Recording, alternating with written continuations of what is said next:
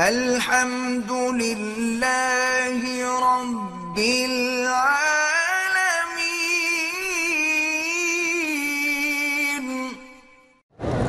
فرض نماز کے بعد ہاتھ اٹھا کے دعا مانگنا بھی جائز ہے، اور بغیر ہاتھ اٹھائے دعا مانگنا بھی جائز ہے، کیونکہ ایک حدیث مبارک میں آتا ہے، حضور نے فرمایا کہ بندہ جب اللہ کے آگے ہاتھ اٹھاتا ہے تو اللہ تبارک و تعالیٰ کی رحمت کو حیا آتی ہے کہ میں بندے کے ہاتھ خالی بھیج دوں، اس لیے ہاتھ اٹھانا بھی ثابت ہے۔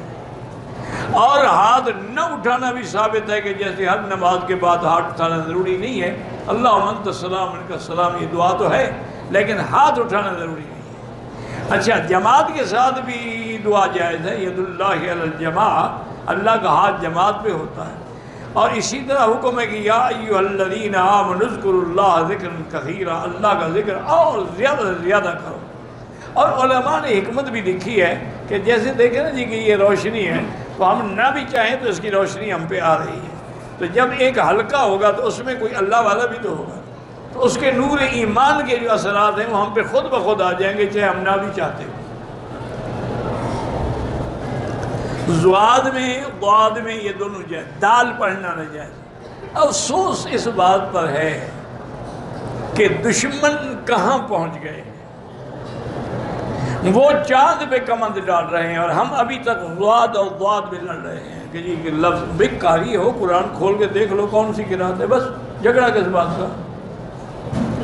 دال پڑھنا غلط ہے کہ ترجمہ بدل جائے گا، والین یا ضالین میں تو ترجمہ نہیں بدلتا، لیکن کہیں دالین تو ترجمہ بدل جائے گا، بندہ کافر ہو جائے گا۔ اگر اختلاف بھی ہو تو کوئی قرآت کی کتاب اٹھا کے دیکھ لیں۔ اب تو ماشاءاللہ علماء نے باقاعدہ یعنی پڑھانے کے لیے ویڈیو پر بھی ایک ایک چیز کھول کھول کے دکھائی ہے، ایک ایک لفظ کا ادائیگی بھی سکھائی ہے۔ تو اس میں کیا لڑنے کی باتیں ہیں یا کیا جھگڑنے کی باتیں ہیں کہ آج تک ہم اسی پہ لڑ رہے ہیں جی دعا مانگنی چاہیے کہ نہیں، ہاتھ اٹھانے چاہیے کہ نہیں، ٹانگیں کتنی کھلی ہونی چاہیے کہ نہیں، عورت زمین پر ہو کہ نہ ہو، مردوں کی طرح ہو، کیا یہ سارے مستحبات ہیں، اس میں کوئی جھگڑے والی بات تو ہے ہی نہیں۔ کسی نے دعا مانگ لی، کسی نے ہاتھ اٹھا لی اور کسی نے نہیں اٹھایا۔ میں انگلینڈ سے بات کر رہی ہوں، میرا شوہر فوت ہو گیا، حکومت کی طرف سے اناؤنس ملتا ہے ہر مہینے۔ اب میں نے کچھ سال پہلے دیور سے نکاح کر لیا ہے، اب وہ بھی خیال نہیں رکھتا، میں یہ اناؤنس پیسے لے سکتی ہوں؟ بہرحال اگر تمہیں لینے کا حق ہے، میرے معلومات یہی ہیں کہ تم اگر شادی نہ کرتی تو پھر لے سکتی ہو، جب تم نے شادی کر دی اب لاؤنس کیوں لو گورنمنٹ سے؟ تو لینا پھر ناجائز ہے۔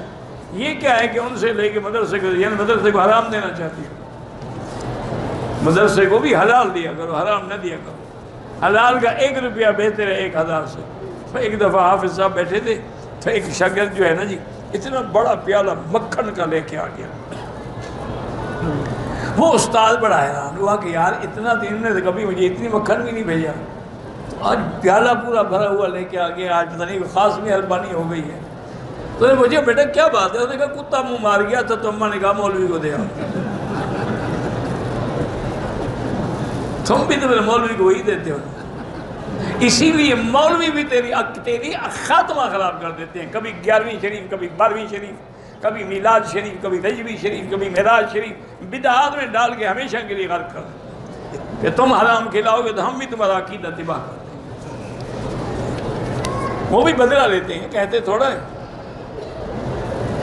یہ تھی ناظرین آج کی ویڈیو، امید کرتا ہوں آپ کو ویڈیو پسند آئی ہوگی۔